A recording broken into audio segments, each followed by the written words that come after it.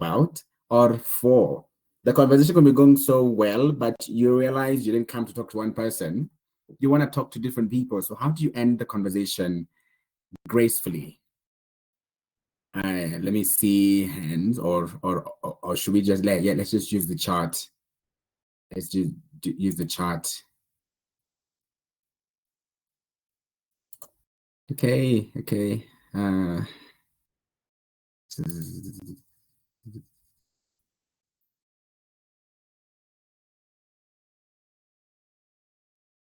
Please help me read. I can't see the charts.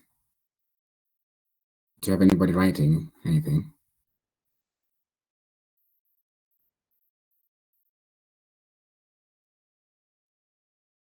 Do have a response from Masie saying running out of things to talk about. We have Colleen. I hope that's the right pronunciation. Knowing which topics to share. We have Moses saying what to talk about and how to keep the conversation going. Sharon says introduction. Sharon, do you really struggle with introduction the way I know you? But anyway, Joseph Maneki says not knowing what to say. Jacqueline says not knowing what to say. Kaigai running out of things to say and stammering as well. Kingdom 2 and 3. Okay.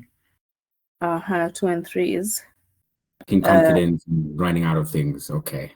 And then we have Bayisa says running out of things to talk about. Sheena having a meaningful conversation.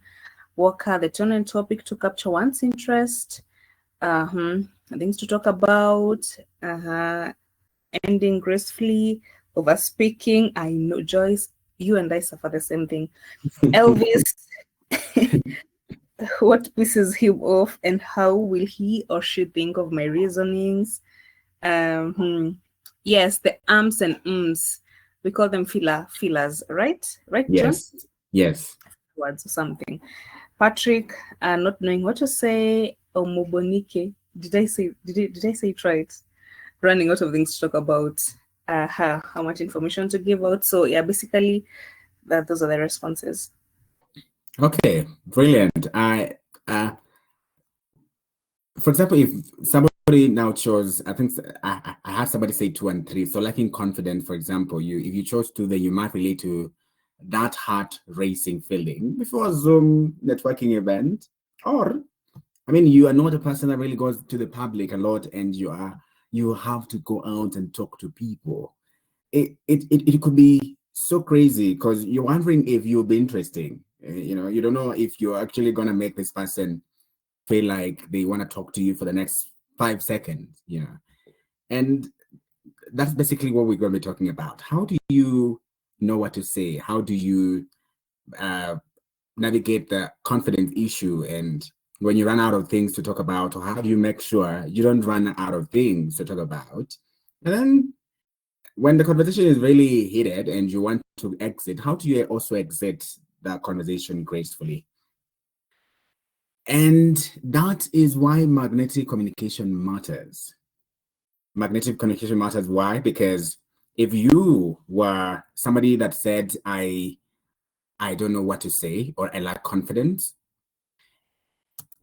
you will be able to fix that by working on your impressions in terms of the moment somebody sees you, the moment you walk up to somebody, you only have 7 seconds to make a lasting first impression. But even before you have a conversation with this person, they already know. They already know if they are going to give you 1 minute of theirs or 2 minutes of theirs, or if you're going to have even their number. For example, for prospects, if you're in business and you're looking to network and connect. So 7 seconds is all you have I mean, for people that are in business know the elevator pitch, or you have 20 seconds, you have a CEO, you have somebody who is in a field you really want to pick the mind or something. You only have less than 20 seconds to tell them who you are and make them want to hear more.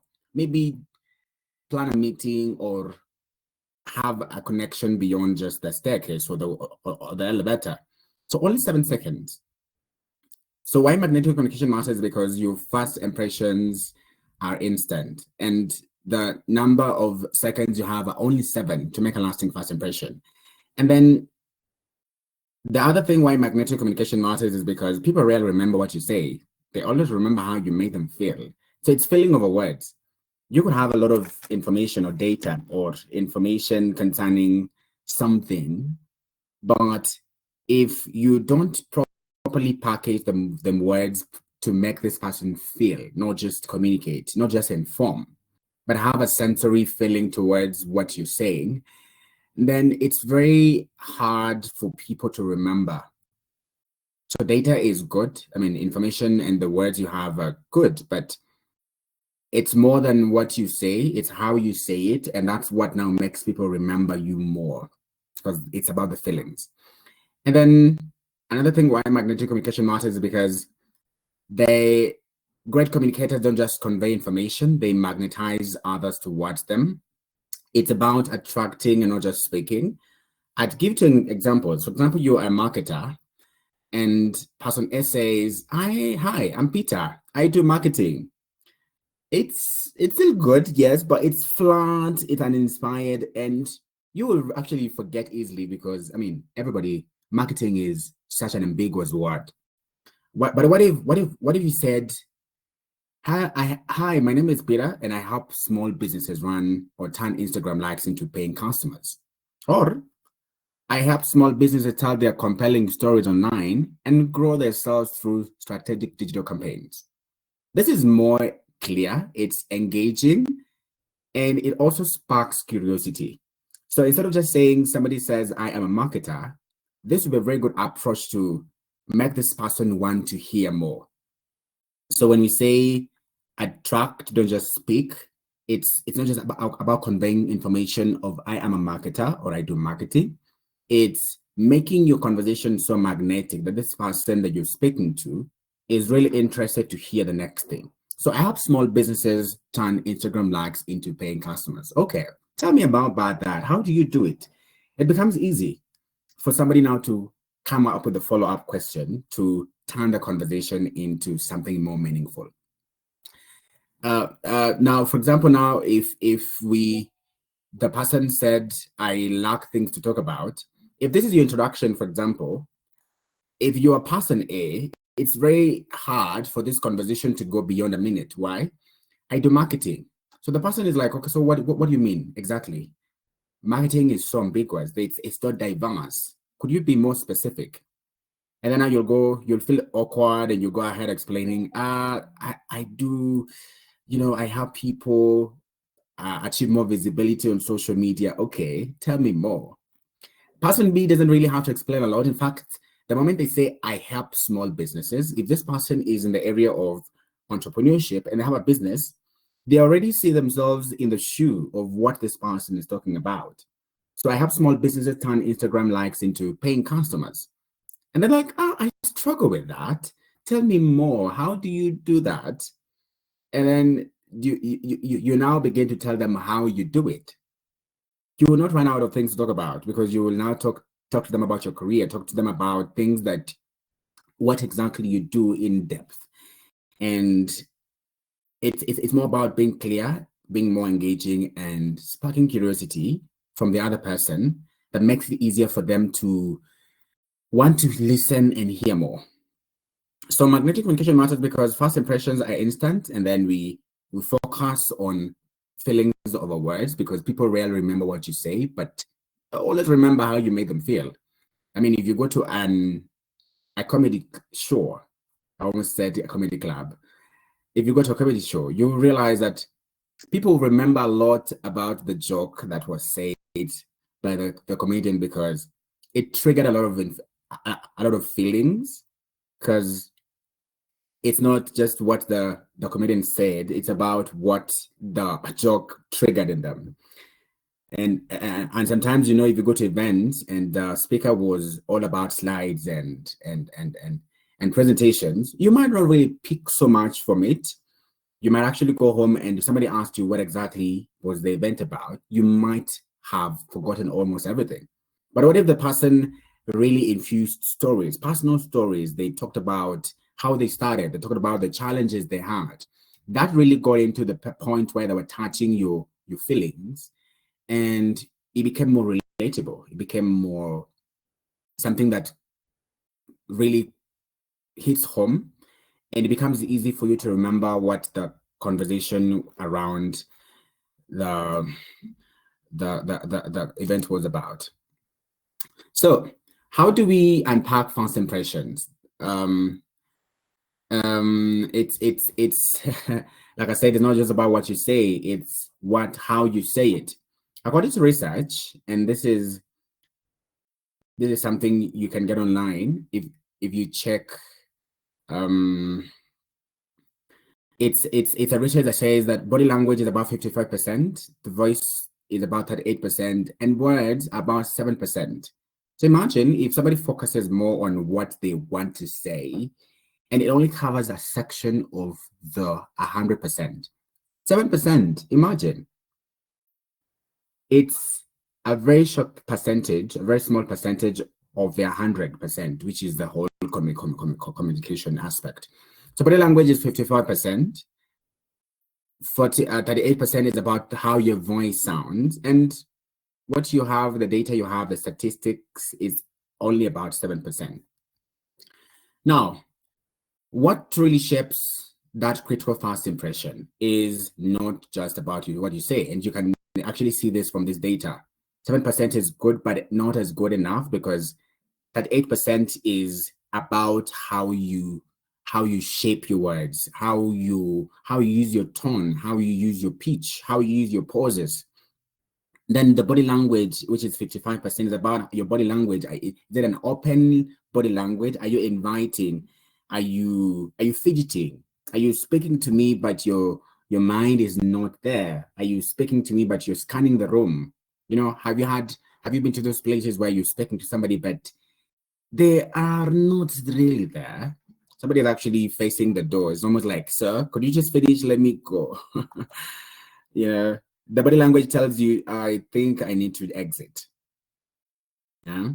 Sometimes maybe you're online and you're slouching, you know, or you're supposed to have your camera on, but it's almost half your camera, your face is half the screen. Yeah? It's different from the person who's very attentive and they're engaged, and their screen is the camera is on, they have proper screen etiquette, they're not so close to the screen, they're not very far, they're attentive, they're nodding, they're listening in, they're making notes. So body language is one of the biggest things that attracts people to us. And of course, the voice now, which comes in seconds, the same words can actually vary differently, because if somebody says nice to meet you, but you saying it with a flat tone. For example, if I said to Sharon, nice to meet you, and I'm like, and the second thing, the other person says, hi, nice to meet you. Well, both of you will tell me the second person is more magnetic. Sharon will feel more safe with the second person because I am genuinely excited to meet Sharon. The other person might actually make you doubt if they're actually excited, you know?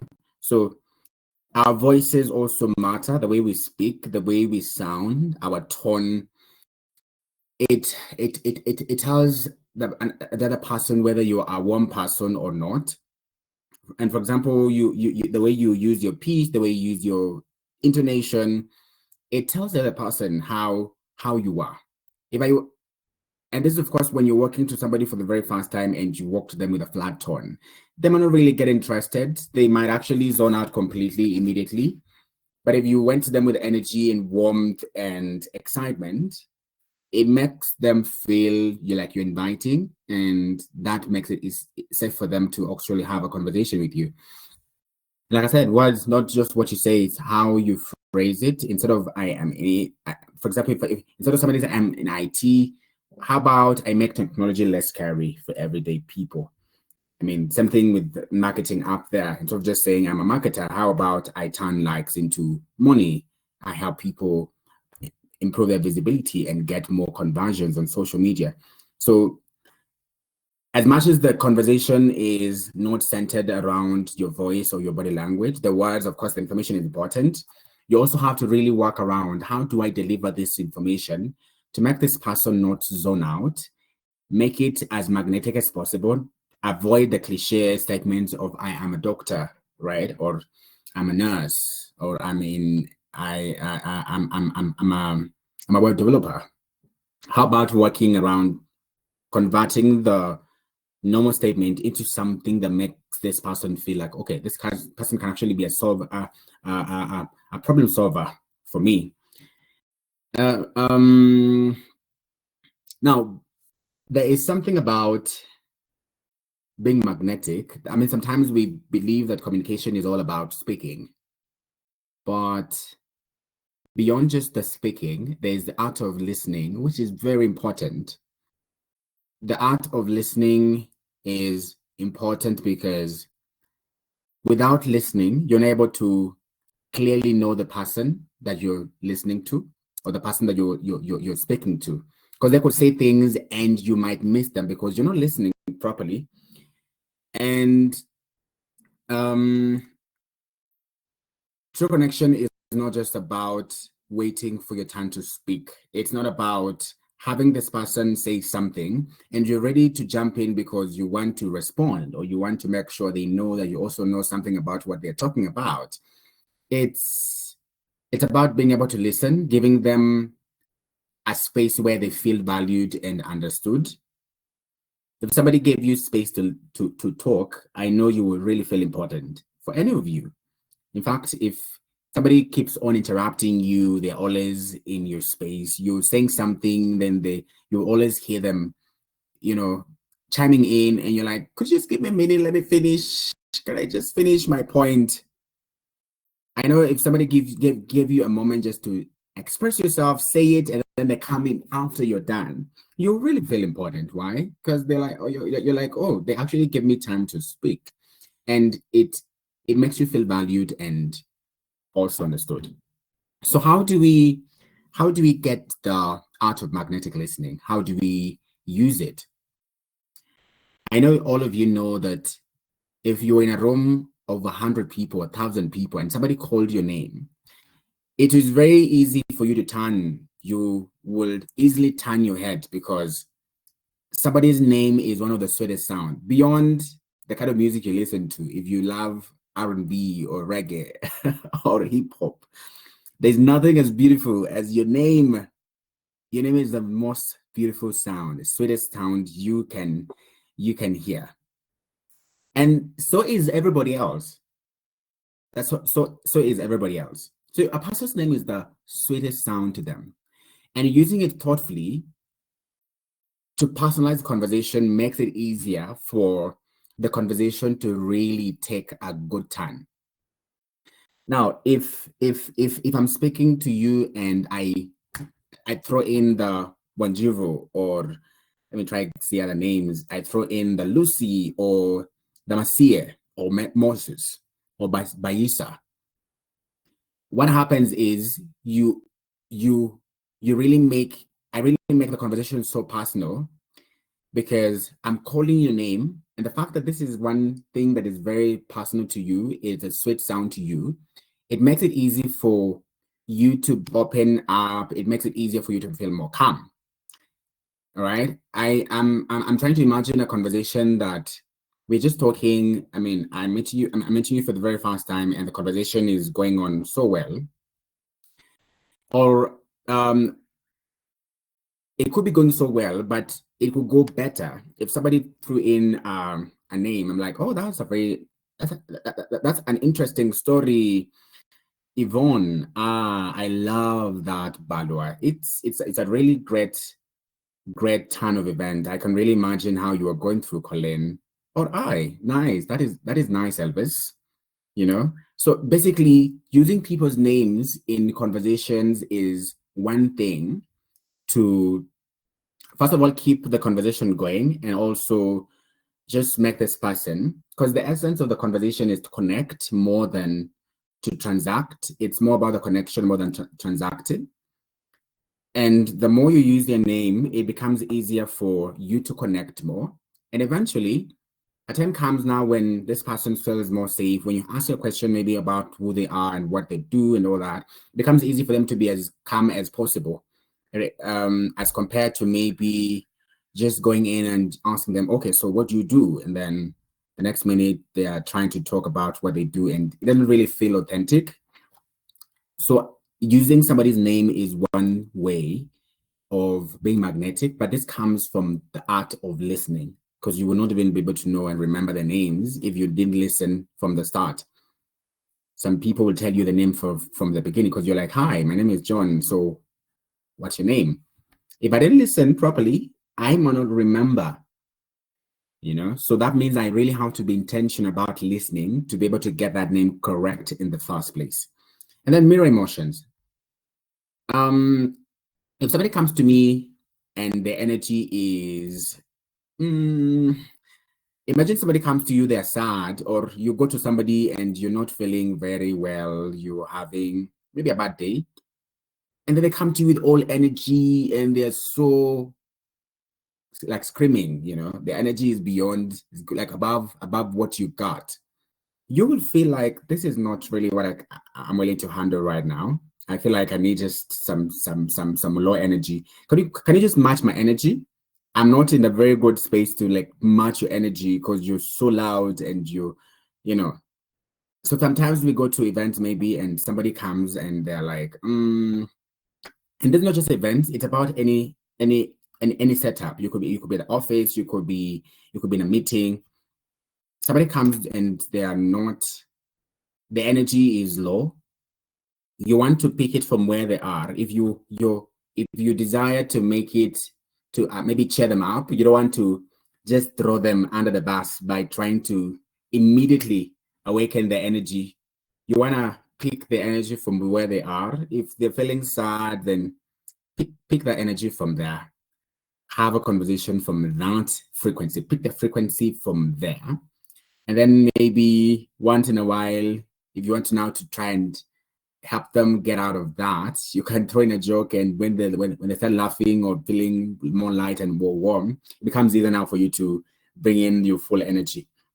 So matching people's energy and tone builds rapport, and it also shows empathy, because some people are just there to maybe to unwind, and sometimes if you don't really match their energy or their tone, they could feel disconnected.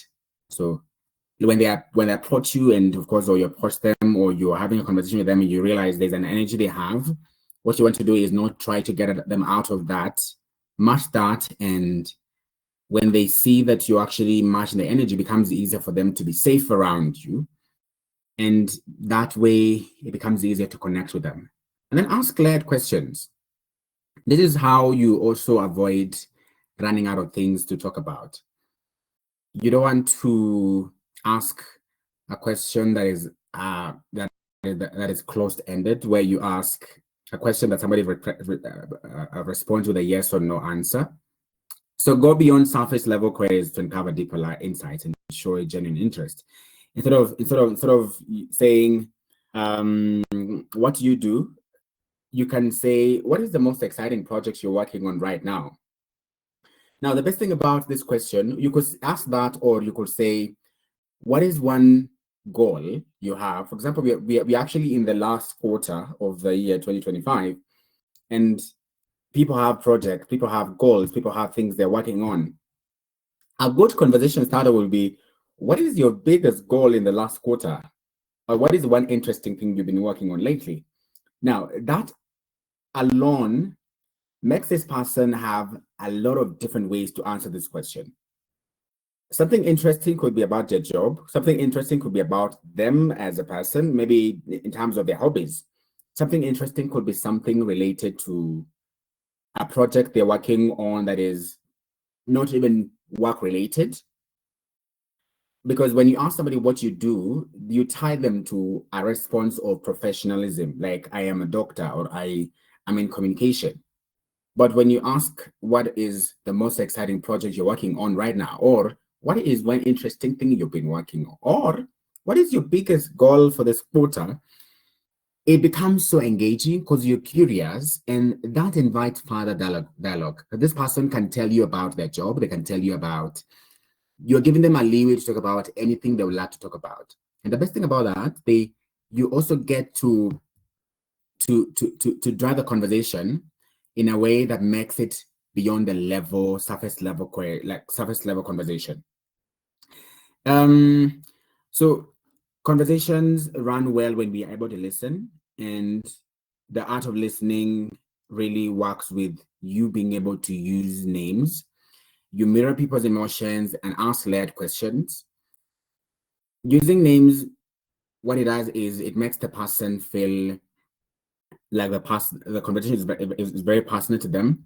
Reflecting or mirroring the emotions makes them feel, makes the two of you build a rapport, and it makes it easier for them to open up because you're reflecting the energy. And asking led questions goes beyond the surface level in conversations and uncover deeper insights that show genuine interest. So it's very important to really work on the art of listening in conversation, because from there now it's where you get to know, okay, the person said this. Because for example, now for somebody who said I ran out of things to talk about, if I'm listening keenly to what the person is saying, it becomes also easy for me to know what my next question will be. If I'm not listening, it becomes hard for me to know what next. Right? So listening really helps you to know, if I'm asking a question, what is my follow-up question? What angle am I taking this conversation from to drive this conversation further? And then we have some conversation hook that open doors. This is something that really helps conversations to go beyond the surface level connection. The open-ended over closed, I mean, like I said, you don't want to craft, you want to craft questions that require more than a yes or no answer. That this really encourages deeper discussion. For example, instead of just asking, do you work here? Where somebody will be like, yeah, I work here every day from Monday to Friday. And it will be hard for you to pick that conversation and be like, okay, so what do I ask next? What is the next question? But if somebody now asks, how did you get into this role or event or business? It's going to be easier for this person to talk for the next 10 minutes, talking about how they got into the role. And before they finish, at least you have thought about now what your next question will be to make this conversation going, right? So having open-ended over closed-ended is a good conversation starter to make sure that the person is not just limited to the way they answer the question or the way they respond. It opens them to answer in the best way they know. And then compliment with curiosity. For example, transform a compliment into an invitation for them to share more about themselves. Don't just say, I like your presentation. You'd say, your presentation was so clear. I am curious. How long did it take to prepare it? This maybe you went to an event and it was beautiful, like the presentation was amazing. So you have approached the speaker. If you say, I like your presentation, they will be like, thanks. And then what? I mean, they'll just tell you thank you and that's it.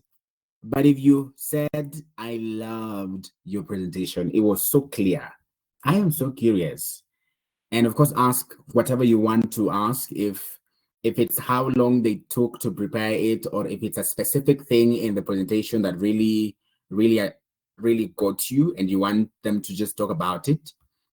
That way, it becomes easy for them now to, first of all, you have appreciated the work they do. Nobody hates being appreciated. The moment you say, I loved your presentation, I loved how you did it so well, I love the part where you said this and this, but could you help me understand?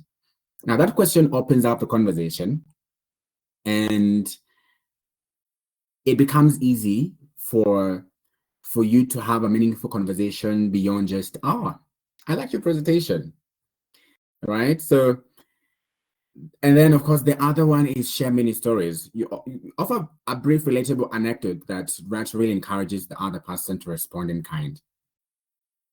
I know some of you have stories, or not some of you, all of you have stories about how you grew up. I know you can tell us a story about how you grew up, or how you got into your first job, or how you study your business.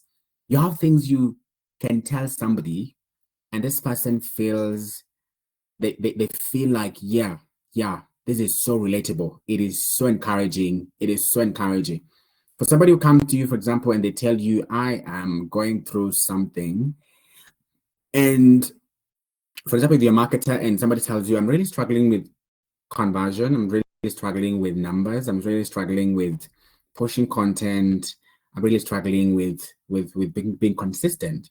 For marketing, somebody who has really broken through, they will be like, when I started out, I really used to struggle with marketing. I didn't know proper structures. I didn't know the proper timing. I didn't know the proper strategies on how to really put content out there that resonates with the audience that we are attracting. But then I did something and it really changed my mind. I went for this networking event and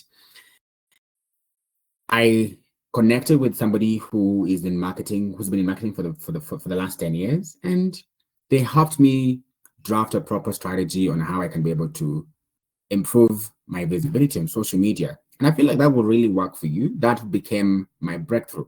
Now, maybe that could not be your story, but I know you could have something relatable to whatever the person could be going through, or something that is in line with the conversation you're having. Telling a story makes it very natural, and it also encourages the other person to respond in kind. For example, if somebody said, when I first tried networking, I admit it hit me at the buffet table. But the best conversation I had came from someone who simply asked, what's the best part of your job? It completely changed my approach, you know? So you could share something that you have experienced as a person, just something you went through, something personal to you, something that somebody else went through. And that way, it really opens the conversation naturally. And that becomes also a very good conversation starter. Something else beyond, just to add on the compliment with the curiosity, I know each one of you love compliments, and even beyond just somebody saying, I loved your presentation, I loved the conversation, there's something about how somebody is dressed. For a lady, I know there's a way you intentionally choose the clothes you put on. There's a way you choose the different shades to match either your bag or your hair. If somebody told you, I love the combination of your shoe and the bag, you really must have thought clearly through that. Are you a stylist? You know? And the person like, no, not really. I just try to, make sure I look the part. I'm like, yeah, you're actually doing so well. Hi, my name is this. And then of course, that compliment alone opens them to the conversation. It will be a great way to start conversation by just saying, for men, for example, these guys are big on shoes. So you meet somebody and they are in some nice Oxfords, pure leather. And you're like, is that from Taiwan or is it from Italy? And like, oh, what exactly? The shoe. Oh, they're like, oh, this is actually from Taiwan. Nice. You must have really good taste in shoes. I love the Oxfords. Amazing. And then from there now you say your name, or you get to ask them their name, and the conversation becomes easier because at least you have broken the ice. If you had the fear of how you do start the conversation, that compliment alone breaks the ice. The person will giggle, they will laugh, and that alone makes it easier for you now to go to the next question. So tell me about, or what is one thing you're carrying away from this event? What part stood out for you? Or what is one interesting thing you're working on lately? So a compliment goes a long way as a conversation starter. You could try that and see how it works. Miracles. Now, being magnetic is something that goes beyond just the meetings. When you're speaking on stage, it goes beyond the conversation on social media or when you're having meetings. It also goes to it's about the physical interactions that you have with people that you're meeting for the very first time. And like I said, impression, the only time you have to make an impression is like 7 seconds, and you have to use those 7 seconds very well. Make sure that the person you're speaking to, or the person you're looking to have a conversation with, actually believes that you are worth their time, right? So sometimes we make the mistakes of going to meetings, and I know we go to meetings, but of course the essence of going to meetings is first of all to learn and get to meet new people and network with them. Sometimes we become awkward. Why? Because we go to networking events with a mindset of, I have business cards and I want to give them out. How many cards am I going to give out today? So our focus becomes more transactional than transformational. It becomes hard because in your mind, you're like, I'm actually speaking to you because I want to sell my idea to you. I want to tell you what I do, and I want to connect with you for a business deal. Yeah. It becomes hard because we go there and we almost become like we are pitching. The pressure to promote yourself makes everything so transactional, and it becomes hard for people to connect because you're going to be measuring on yourself. Networking sometimes can become hard if you don't realize this, that it's not about you, it's about them. Because the more you make it about yourself, you will become like you're pitching. And nobody wants to really feel like you're just there to pitch to them the idea or what you're doing or what your business is about, or you're just there to sell them something. Yeah. So pitching, networking becomes awkward because we make it feel like a sales speech, and that makes interactions feel transactional, which is not supposed to be the case because it should be more transformational, more connectional than transactional. So how do you make sure that your networking is authentic, right? How do you make sure? Avoid talking about yourself. Avoid talking only about yourself. It's good to talk about yourself, yes, but not only about yourself. When the focus is solely on your achievements, on your genuine, so the genuine connection is totally lost.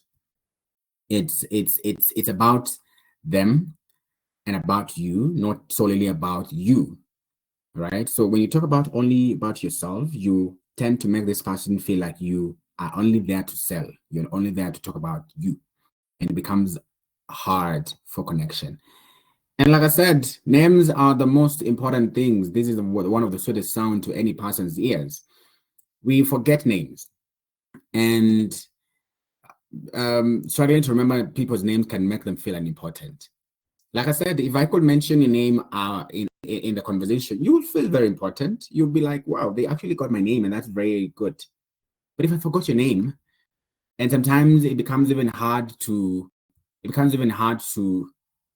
tell this person, I forgot your name. Could you remind me? You feel so awkward because you're like, I should have gotten it from the word go, you know? So struggling to remember names also can make people feel unimportant. And how to be authentic is try to remember. And how you remember is being a good listener, making sure that at least when you're having the conversation, you're attentive. You're intentionally listening to this person, not just to respond, but you're intentionally listening to connect with them. Yeah. So simple fixes for magnetic networking. Instead of how can I make this person instead of just asking, what am I going to get from this person? What the question you should be asking is, how can I make this person feel seen and valued? So basically, you're shifting the focus from yourself to how do I make the person I'm interacting with more seen and more valued. First of all, I will try and remember the names. I will not just talk about myself. I'll give them a chance to introduce themselves, talk about what they love. Maybe if you ask them a question about what the project they're working on, give them time to talk about it without interrupting them, and not making the conversation feel like a pitch. So you're not just there to promote yourself. You're giving them an opportunity to be able to talk about themselves. Yeah. And another trick for you to at least remember the names is repeat the name twice at least early in the conversation. You could be responding to something they said. You could be reacting to something they said. You could react now with their name in place. So instead of just saying, "Oh, that was what a story," you could say, "Wow, I must say, Sharon, that must have been one hell of a weekend." For example, if they're telling you how the weekend was. So that repetition makes it easier for you now to register their name in your mind, and you won't have to forget. But if you forget, how do you ask them in a way that makes them feel like then you're not trying to make them feel unimportant? You could be like, sorry, please could you help me remember? I'm sorry I forgot. Please help me remember. So when you tell them, please help me remember, don't tell them remind me your name. That feels way off. You could tell them, please could you help me remember your name? It completely slipped my mind. Please help me remember my name. When you tell them help me, it becomes easier for them to just say, oh, sorry, it's okay. Yeah, this is my name. Yeah. And of course, the other thing, how to fix the magnetic networking is just have 2 or 3 go to opener questions, because like I said, opener questions are better than closed, because this person doesn't have to answer yes or no. They get to answer the way they feel fit. So have 2 or 3 to go to questions that spark a meaningful dialogue. Follow-up questions, of course, beyond now the opener. Once you have the opening conversations, you have figured out how to make sure they feel important. You have the right introduction. You have the right way of starting the conversations with the compliments and maybe a story. Have 2 or 3 open questions that becomes easier for you to follow up on the conversation to make it more engaging and make it more meaningful. Okay.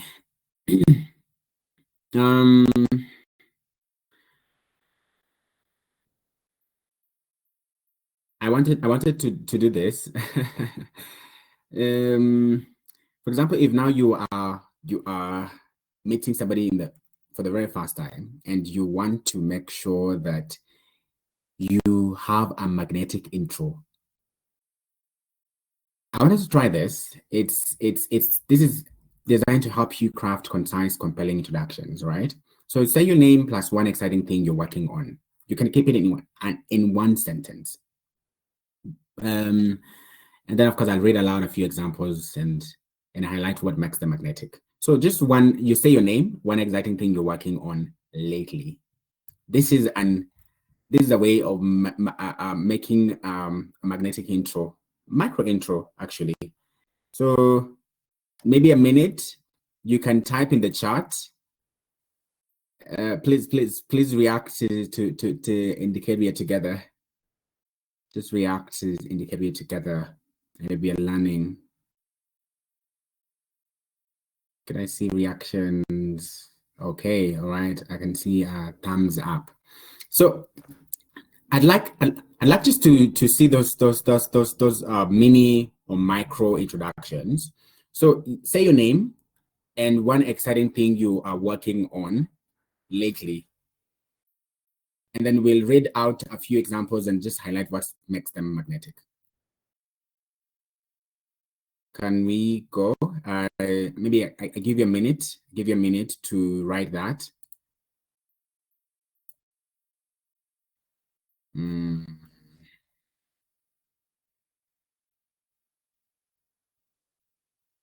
Oh, yeah, I can see people typing.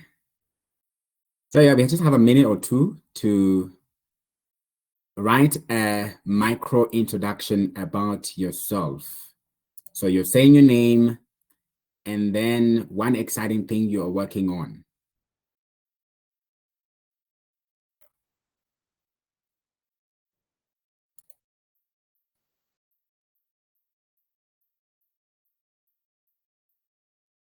Oh, Patricia says, hi, my name is Patricia Uma.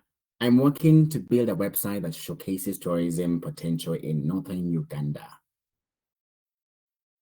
Beautiful, beautiful. What makes your interaction magnetic is I'm working to build a website that showcases tourism potential in northern Uganda. So for anybody that is interested in tourism, they will have questions on tourism. Anybody that is in the tech space, they will have follow-up questions on websites. Somebody that has not traveled the world or they have been to northern Uganda, or they just want to know what northern Uganda looks like, something about geography, they'll have questions around northern Uganda and they'll be like, oh, so how is northern Uganda like? Tell me about northern Uganda. And now that you come from there, you'll be so excited to talk about your area, and it becomes very easy for you guys now to converse, you know. So when you say I'm working to build a website, the techie person will pick that. Somebody who is in the hospitality industry or tourism, they'll be like, oh, tell me about it. What really inspired you to come up with that idea? And for somebody who loves traveling, they'll be like, tell me about northern Uganda. How is it being there? You know? So it makes it very magnetic because that statement has a lot of angles in how this conversation can go about. Colin says, hi, I'm Colin and I'm a freelance journalist. Oh, if somebody is in the media, they're like, oh, tell me about freelance. How easy is it? How do you navigate the freelance space? And what areas do you cover as a journalist? You know, so it becomes easier for them to have a way to have follow-up questions that makes you now open up this conversation to a more meaningful one. Joyce says, hi, I'm Joyce, bingo. We work with communities to restore the degraded forest landscape using locally available natural resources. Now, for anybody who loves environment, this would be a good start. Like, okay, tell me about degraded forest landscapes. Okay, how is that about?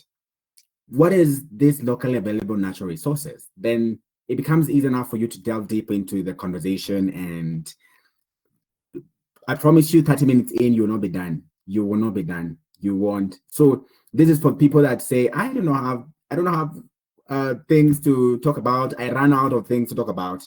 With such a magnetic opener or a magnetic introduction, the person you're speaking to, if they are so interested in knowing you, then it becomes easy for them to have follow-up questions that makes it easier for them to really delve deep into the specific areas on your magnetic micro introduction. Muyinat says, I am Muyinat Dunmaid. I'm currently working on African Continental Free Trade Area and how it affects member countries. Well, free trade. Somebody will be like, tell me about free trade. And it could be like, oh, that's not something I've heard. Could you please expound? And then now you'll go talking about what AFCTFA is all about and what are these member countries, you know, which region are you targeting? And it becomes a very good start of the conversation.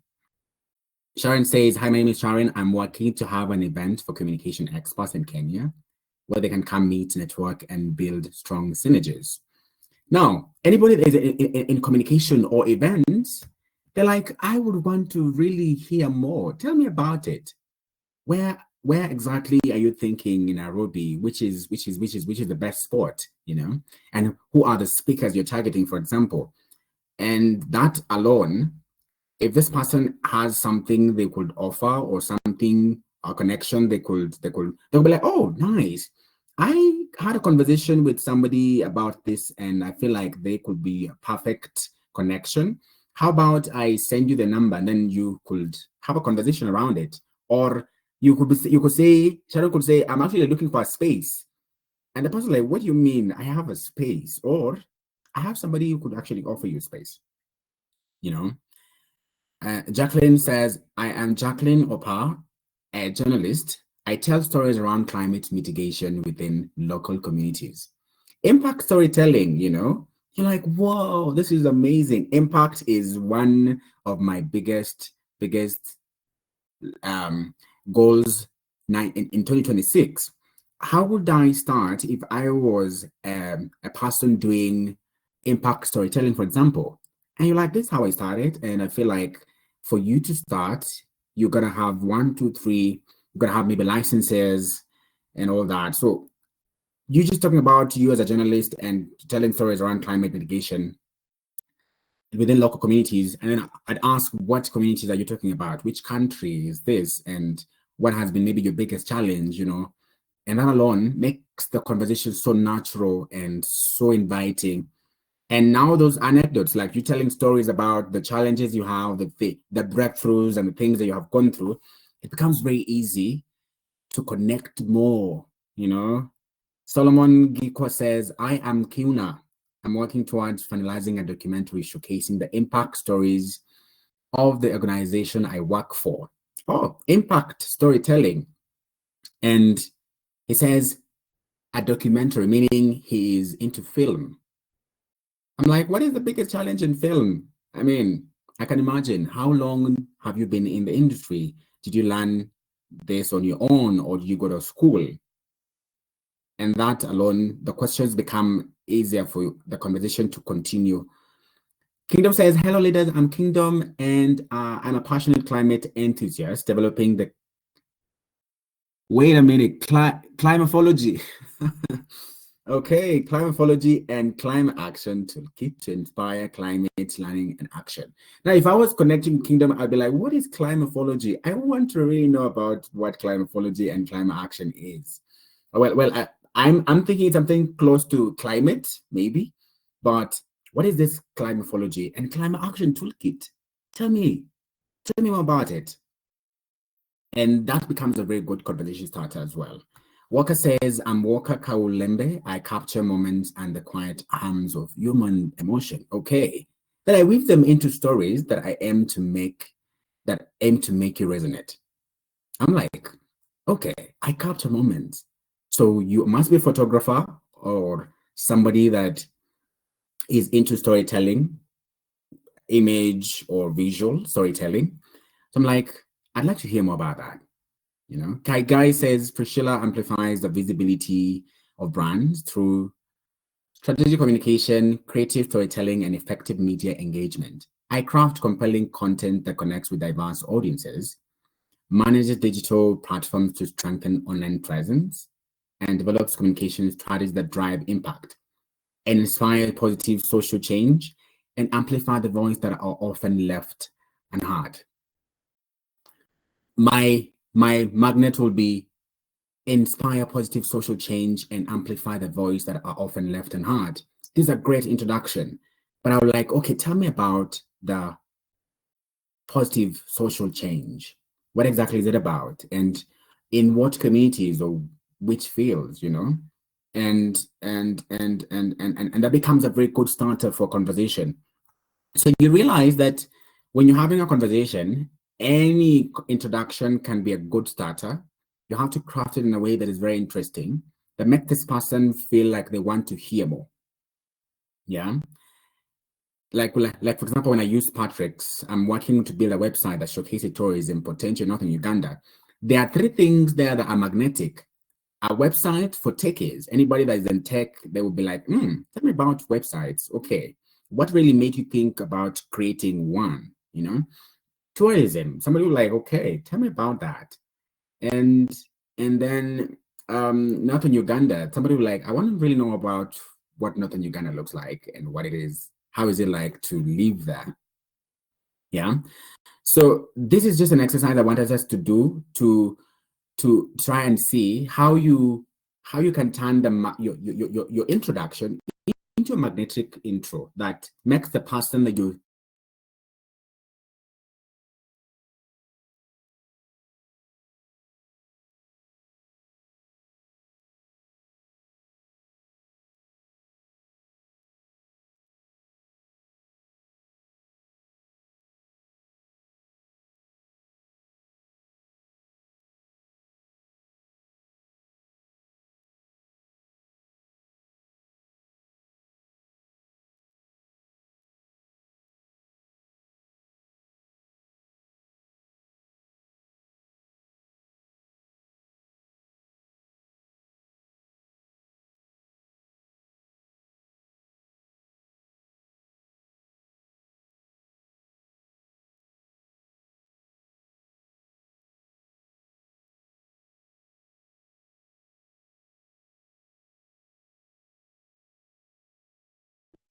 Yeah, seems John has a connection issue.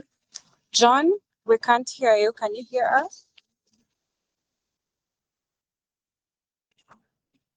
Let's just give him a few minutes to join back. Okay, yeah, I can see he's trying to reconnect. Yes, let's just give him a few minutes and we can continue.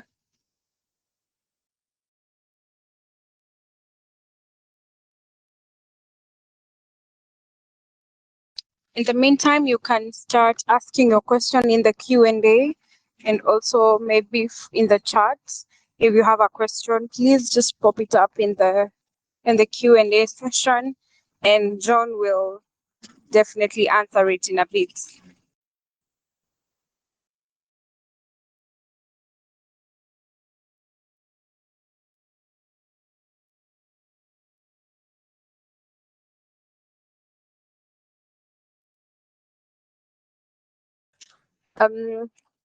Kindly share your questions in the Q&A session as we wait for John to reconnect.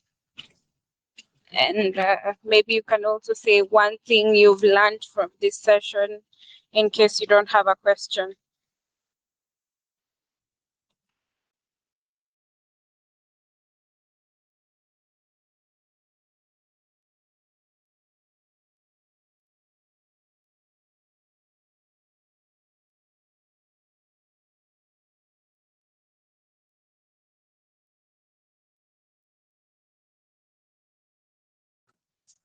Anyone with a question and would love John to answer the question?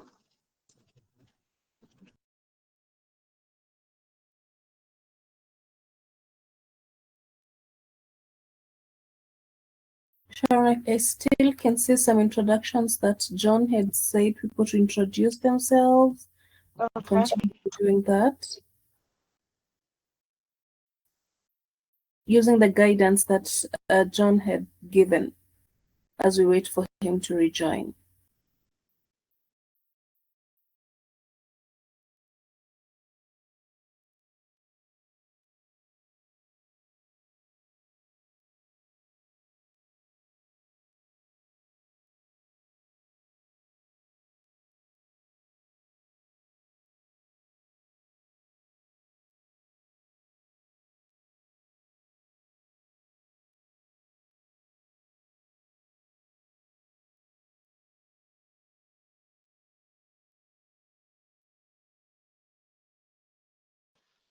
Maybe Shira can take this chance to just make a few announcements.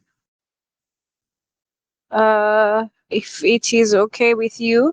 I know John had a connection problem and I'm sure probably it's the lights or something. So we just give him a few minutes. But in the meantime, I hope you can all hear me. Please confirm that you can hear me. Yes, we can hear you, and please go ahead with the announcements. All right, so I have two announcements. One is about our physical event. As we've mentioned time and time again, we will have our physical event. And finally, we have a venue that is Baraza Media Lab, which is in Riverside Drive in Nairobi. And then also we have we will also change the dates. Remember, we had said that it was to happen in 29th of November, but we've shifted the date to 28th of November, that is on a Friday. So we will have this wonderful networking experience with you guys. Of course, those who are in Kenya, those who would want to join us, we will definitely want to engage with you. And also, yeah, so that is happening on the 28th from 9 a.m. to around 3 p.m. And we'll have amazing conversations with our speakers. We have a wonderful lineup for you. We'll be unleashing them soon. Also, just maybe a point to note, we will be rebranding. We will be rebranding. I know you're used to knowing us as XJ Consultex. In a few weeks to come, we will change the name to Daitan Consultancies, and you will definitely see it. And yeah, so don't wonder which one is this now again. Yeah, so because of the registration processes and government issues in Kenya, we had to consider a different name. So yeah, so those are the two announcements I had. Yeah, so and I'm looking forward to having all of you here. And I definitely want to see you. I want you to tell me how you're feeling about the event. Will you come? Ama tutajipata peke yetu. Yeah, so let me just see your texts. Are you excited for the event? Let me just go down. Yeah, so let me know your thoughts on the event. Will you come? Are you excited for the event? Let me just see. I can see hello, I'm Zaharani Makarani from Tanzania. Yeah, Zaharani, thank you for joining. Yeah, Patrick says I am personally excited. Zaharani says very excited. Nice. I can't wait to meet all of you in person. I know I met Zaharani in Tanzania, and he was so kind to me. He showed me around, including joints for fish, and yeah, he was very kind to me. And I think I will also, anytime I'm in your country, I'll definitely look for someone from the masterclass to take me around. It was so easy because Zaharani was there and he took good care of me from Tanzania in Dar es Salaam. Thank you so much, Zaharani. And I can see who else, Panyako. No, Patrick says, what are the plans for the logistics? By logistics, what do you mean exactly? I would want to know that. And then Panyako says, kindly pardon the date and the venue. I will do that. I can't wait to reconnect in person and spark conversation. Perfect choice. We'll definitely connect. Mbwanike says, very excited and looking forward to meeting and engaging with everyone. Excited, yes. Self-sponsored or? Yes, it's self-sponsored for now. We actually don't have funding to fund for you guys to come to Kenya, but those in Kenya, you're welcome and invited to attend. And then Solomon Gikwa, definitely excited. I don't know Nairobi very well, but I will find my way. Okay, ukipotea, just call me or Shiro. Sorry, my background is getting a little bit noisy, but I hope we can do this. Patronila says I'm excited. So let me just repeat the dates. So the dates are 28th of November, and the venue is Baraza Media Lab in Riverside Drive. Yes. So any question? Any question maybe, or any additions? Anything else you would want to know? Yeah, we'll send out the posters in a few also. And we're excited to see all of you here. There. And in case you're in Nairobi, please feel free to call me for coffee. Yeah, thank you very much. I am looking forward to engaging and meeting you in different capacities as well. Maybe I can just pass it back to Shiro. And then I can see John has not yet winded up, but I think he was done with his presentation. Let me just find him. Yes, I think he was done with his presentation, but maybe I can just try and find him again. But in the meantime, let me just. Okay, so I think if we don't have a question and John does not join in the next 2 minutes, we will end the session. Let me just look for him. Yes. So thank you very much. Okay. So Thank you, Sharon. okay. Sorry. Thank you, Sharon. As you look for John, I was really looking forward to seeing some feedback on what people have, what people have learned from this session. Kingdom says for logistics, that one is saying tickets and lodges, food support.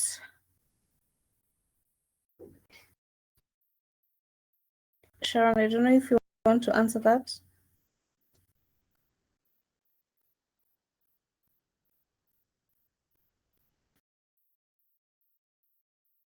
Okay, I think she'll give more guidance when she comes back.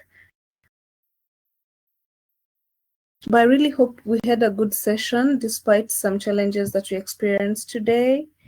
And we'll definitely be sharing the recording and the presentation as we always do. But I can't see any question today, guys. What's up? What's happening? Give me questions.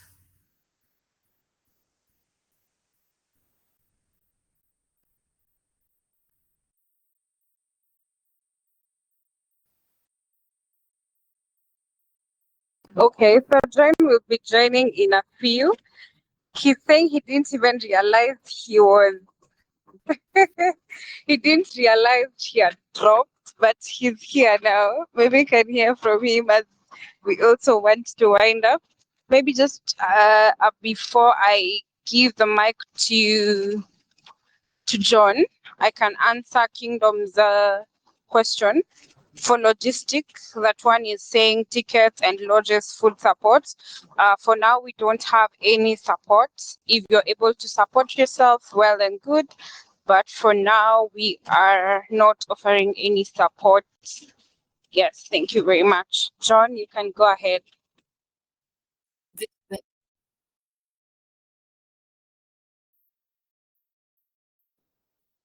Goodness, I'm told you guys lost me almost 10 minutes ago. I'm so We sorry. did, I think 10 minutes ago. Oh my goodness, I have literally spoken to myself for 10 minutes. Oh Yeah, man. sorry. Oh man, I think I've been having an issue with network because of electricity on this side. So I totally didn't know when my data ran out. Sorry about that.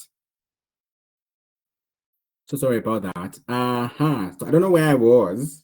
Just to quickly wrap this up as we get questions. Where did you lose me?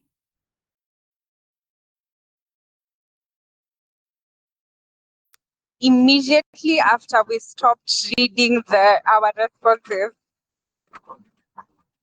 No. Yes. Wow. Okay. Can you still see my screen?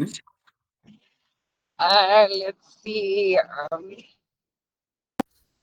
No, I can't see it on my end. Oh, you can. Yeah, Let I me try. cannot see it as well. You can see it? Yes, we can not. You can stop sharing and then start sharing again. Okay, let me do that. Let me do that. Okay, okay. Oh, I'm so sorry, guys. Goodness, I was speaking to myself. I didn't know. I didn't know. Network issues. I'm really sorry. I'm really sorry. It's all right. No worries. Okay, okay. Let me share. You can see it now? Yes, we can. Yes, we can. Okay. Okay. So let me just go through this quickly because of time. This is where we were. So let me just go through this quickly. Online and in person magnetic. How do you become magnetic in person and online? I mean, these are two different dynamics. Online magnetism could be you are on Google Meets or you are in a meeting and you're trying to project confidence through your screen with heightened awareness. So what this could look like is have a camera eye contact. So try look directly at your webcam to stimulate direct gaze. I mean, you want to make sure that these people know you're looking at them and not looking on the side. I know that people sometimes have issues that they don't really look at the camera, and that makes it hard for you to connect with the people on the other side. So try and look at the camera when you're having a meeting online. Make sure that the distance between the webcam and you is also something more moderate, so you're not too close and not too far, so that people feel connected. And then animate your face in a way that you are more expressive than usual. Your energy needs to travel through the screen, so you gotta really try to be as expressive as possible. I said this before you guys lost me, or you when you had lost me, that I was really trying to be as expressive. I am trying to really make my energy travel through the screen to the other side, because I can't see your faces, I can't see how you're reacting, I can't see whether you're nodding or feeling the the conversation. So I gotta really try to be as expressive as possible. If you could see my face, maybe you would know I'm actually trying. I'm animating my face in a way I wouldn't maybe usually do it. Then high energy. So I'm really trying to amplify my voice and gestures to cut through the digital divide. I mean, where I'm at, I'm moving my hands. I'm having my palms moving up and about. Just try and my body language must be in line with my voice. One common mistake: looking at yourself on the Zoom window instead of the camera, which appears distracted to others. Some people look on the side. You are actually speaking to the camera, but you're facing on the right or the left. You are distracting people, because the best thing is just look at the camera. One small fix, which I know you can pick even today, is stick a small post next to your webcam that simply says, smile, smile. I know for guys who do photography know what smiles do. You don't want to take somebody's photo and they're gloomy. It is not a very good capture, it's not a very good image to be captured. If you want to capture the emotions and the hands, it's gonna be something beautiful. So smile, and putting that sticker on the near the webcam remind you gotta smile, because that energy must travel to the other side. And the in-person magnetism: do you want to leverage physical cues for powerful, authentic connections? Sustained eye contact, but this doesn't mean you stare at people. Don't completely stare at them. Have minimal comfortable gaze to show attentiveness and sincerity. What you can do is look at them. You can look on the side. Sometimes when you are speaking, for example, you can always be saying, so as I was looking at the room, I made sure that I got the perfect seat for the event. So maybe when you're saying, when I was walking into the room, you're picking this information from the roof, from the clouds, from whatever. And then when now you go to I made sure I got the perfect seat, you could look at them. So constantly getting ideas you're picking things from the air. And then now when you're finishing your statement, you now finish when you're looking at them. That's a proper comfortable gaze. Instead of just having your eyes fixed on them, they're like, what is going on? Don't stare at me, Then open posture and cross your arms, face the person directly and leaning slightly to show that you're attentive. Sometimes we fidget, we have our hands in the pocket, we are looking left and right. You're like, you're so distracted, man. You need to leave, And then match vibes. Subtly mirror the energy and body language to build rapport. You don't want to have so much energy for somebody whose energy is not up to the roof. It could get there, but begin from where they are. It becomes easier for you to build a rapport with them. Instead of feeling like you're draining them, you first of all invite them to where you invite them. You go to where they are, and then I'll help them to get to where you want them to get. So sadly, mirror energy. One mistake is a stiff handshake. Ooh, I know, ladies, maybe you have had somebody squeeze your hand and you feel like, wow, that was painful. You're like, what is wrong, man? Even for gents, I mean, you don't want somebody to really squeeze your hand. And then you are shaking this person and you're looking away. You are signaling discomfort and you're so disinterested. A quick fix will be just offer a firm, confident handshake. A firm, confident handshake, and then maintain comfortable eye contact and relax your shoulders. Make this person feel comfortable. Okay.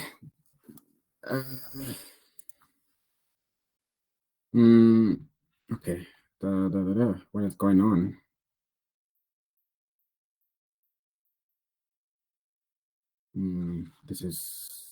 Yes, this is the last thing. Yeah. So I wanted just to say this is now your magnetic future, integrating the new skills we've learned.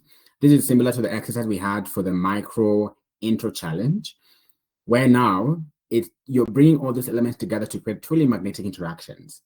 An example like the ones I have given you a chance to write in the chat is, instead of somebody just saying, "Hi, I'm Kevin, I work in finance," somebody will be like, "I help families find smarter ways to grow their money without stress." And now it becomes a good point to ask a question: what is something you wish schools had taught us about money? Now, help families find smarter ways to grow their money without stress. A very good introduction, which is very magnetic. And now that you ask the question, this person now responds, and you're like, "Oh, money, nice, money." And then you talk about money, and then you talk about money. Before you know it, you've talked about who you are, you talked about what you do, you talked about what interesting thing you've been working on, and more. All right. So embrace your magnetic voice. Remember, every conversation is an opportunity to connect, to influence, and to build lasting relationships. So you know what? Go ye forth and be magnetic. That brings me to the end of this presentation. I really hope and thank all of you for being so attentive and really chiming in when I asked you to do an activity of writing your micro introduction. I really pray and hope that you got something from this for your next event when you're networking, or even beyond networking, when you're having online meetings, or you're meeting people for the very first time. Just how do you create the first impression, and how do you build a connection in every conversation you're going to be having from today forward? All right, thank you so much. Wanjiro, maybe we can have questions or any feedback that we could have from the team. Thank you so much, John. Thank you so much. I'm trying to look if we have any questions. It looks like today's presentation was crystal clear. People have really understood. Yo. But I see Waka saying it was a clear presentation. Kaigai, we thought he was coming back. Yes, he did come back. And then we have Paul. Thank you, Paul. Paul is appreciating the presentation. Jacqueline Opar, great, thank you. But I don't see any questions. Okay. So kudos. That means people have understood. But also it's always good to have feedback. So feedback is positive. All right. Okay. Yeah. Yes. Maybe just to mention someone, we are looking to expand to different countries and have the physical event. If your organization can help us bring communications experts together, we will definitely come to your country. Okay. I was Shiro, I was just finishing my last point. The one about having physical events in different countries. Because someone asked if we will be catering for logistics. I think it was Kingdom, and I was trying to answer to him. Thank you. Okay. Thank you for that. Muyinat is saying, thank you so much for reiterating the importance of listening skills. Now I need to make it magnetic. Yes, please. You say magnetic, there's that song for Neo that is coming to my mind. He's magnetic, in magnetic. So make communications and conversations magnetic. Yeah. Thank you, Colin. Yeah. Yeah, thank you, Colin. I'm really grateful that you got to pick something from today's session. And yes, as you go forth and build connections in every conversations, I pray that you will be able to really, really achieve your objectives in every conversation. Yes, Guy, you have a question?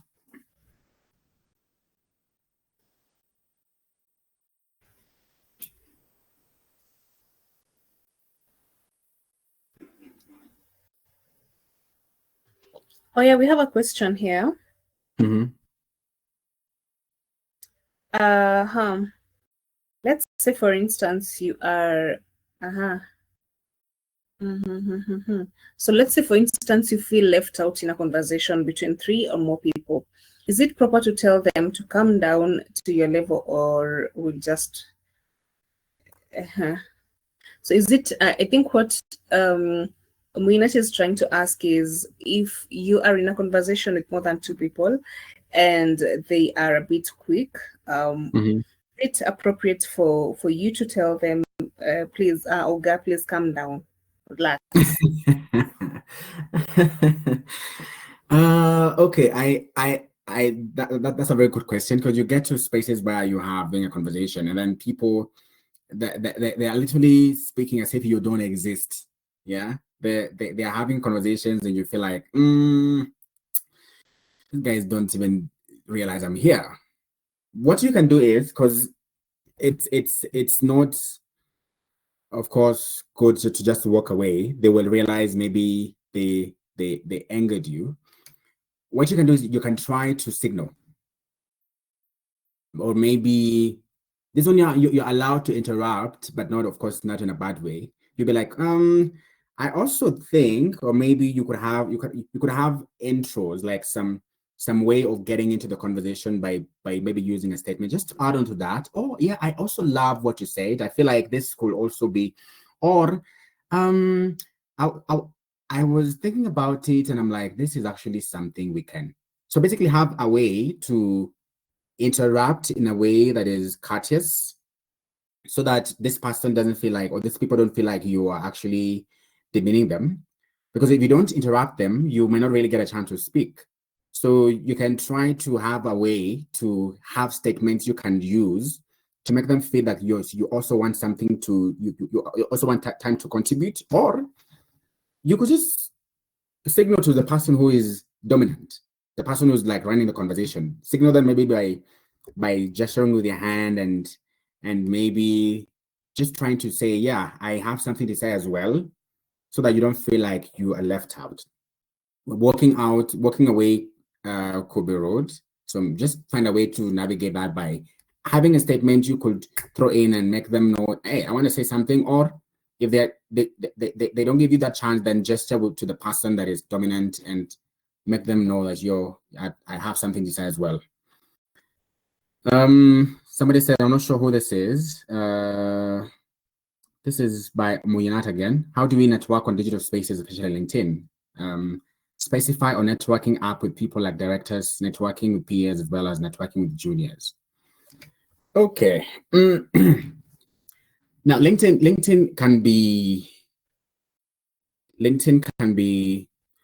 Sometimes people say just do a cold DM to CEOs, or maybe the head of maybe, if you're in a space where you want a connection, you are trying to look for the contact person in a company, they say just go to LinkedIn, search the company and look for the specific contact person and DM them.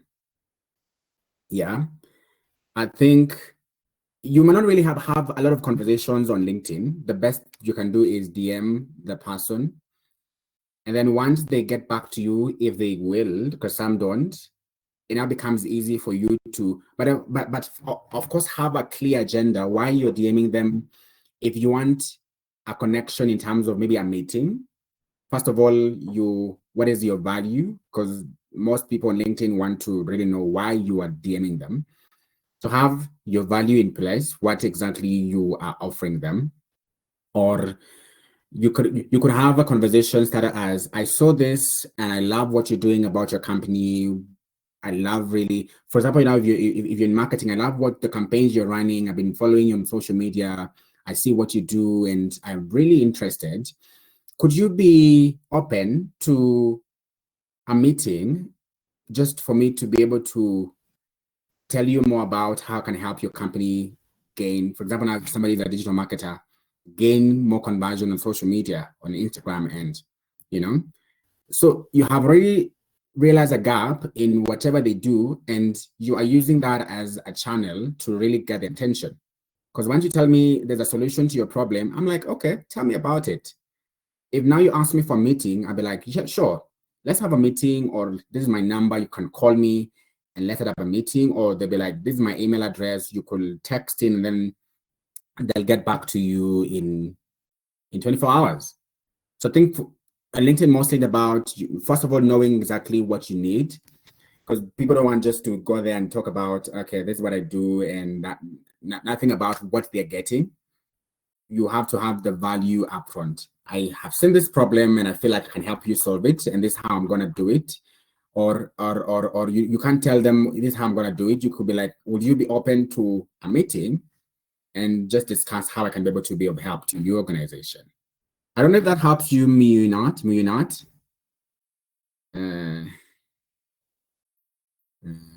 Okay. And I think that also helps with Kaigai. Have a clear objective in mind. First, do research around the person you want to DM, the person you want to network with, connect with. Then begin from, hi, this is who I am. I help people get more visibility on social media. I realize that your company is doing so well, but there's a challenge. I realized I saw a gap, and I'm reaching out to see if you're open to have a conversation on how I can be able to help you overcome this challenge. Right? All right, exactly. So, and show them how you're going to solve it is supposed to come in the meeting. It's supposed to come when now you're telling them, I think I have a solution around it, but would you be open to a meeting for us to discuss on how I can be able to help you solve it? Because if you tell them upfront, some of them will actually use it and they will not meet you. They will not meet you. They will pick it up and your meeting will not be given. So the how is left until now when you get a chance to meet them. So use the how to ask for a meeting, which becomes easier for them now to say, okay, if you have a solution for me, then I think I'm willing to meet, because I mean, I'm going to give you a chance if I know you can solve a problem that I'm facing. So that should be for Muyinat and Kaigai. I hope that helps.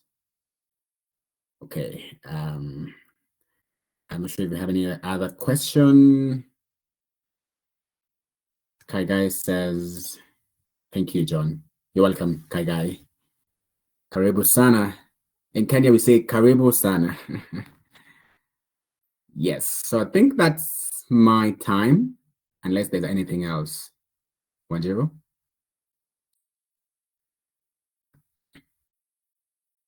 Thank you so much, John.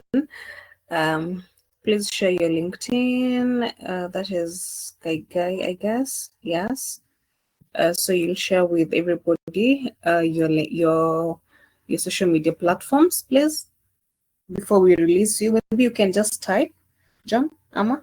Yes, yes, let me do that. So Kasabeli, John Wafula on LinkedIn, and then John Wafula on social media. Okay. Thank you so much, John. Thank you so much, Sharon. Thank you so much to everyone who has taken their time to join this webinar. We really don't take it for granted. And also thank you for your patience when John was busy talking to himself. Anyway, thank you. We really look forward to the physical event that is coming up on the 29th of November. Definitely, we will be sharing more details as we still continue looking for partners and sponsors.